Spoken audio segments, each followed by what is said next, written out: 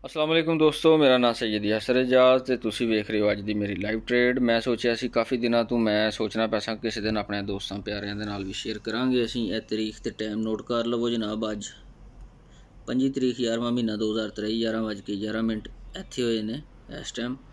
यह साडी live trade चल रही है, ठीक है। और मैं तुहानू पेयर विखा देना जिहदे विच मैं ट्रेडिंग करना वा। यह जनाब साडा बिटकॉइन वर्सेस डॉलर। यह साडी जनाब ट्रेडां लगियां ने। को 3-4 ऑर्डर असीं बुक कीते ने अल्लाह दे हुक्म नाल। ते खैर करिए तो ना सारे जिहड़े ने इस टाइम प्रॉफिट च जा रहे ने। पूरे तरीके नाल जिहड़ा ना एनालिसिस ज़्यादा करके तो फिर असीं ट्रेड बुक करने। कोई ऐसी वैसी गल नहीं है। 2-3 सालों की मेहनत है अलहमदुलिल्लाह। कोई एक दिन की गल नहीं होंदी कि अखां बंद करके बंदा कोई ऐसा वैसा काम नहीं कर सकता।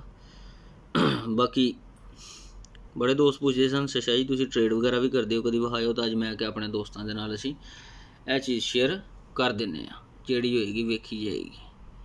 लो जनाब ये भी चेक कर लो, ठीक है। तो फिर तुहानूं एक बारी विखा दिंदे आं। यह सीन जी, क्योंकि अज मार्केट क्लोज है। बिटकॉइन की मार्केट कभी क्लोज नहीं होंदी, इस वजह तो अज मैं बिटकॉइन कर रहा। नहीं वरना मैं करना XAU USD दे विच गोल्ड वर्सेस US डॉलर।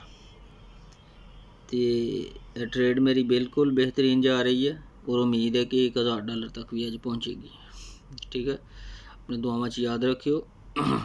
जिन्होंने इंटरस्ट होएगा ये वेखणगे, जिन्होंने इंटरस्ट नहीं, जिन्होंने नहीं पता उन्होंने वास्ते तो किसी काम की ये चीज़ नहीं।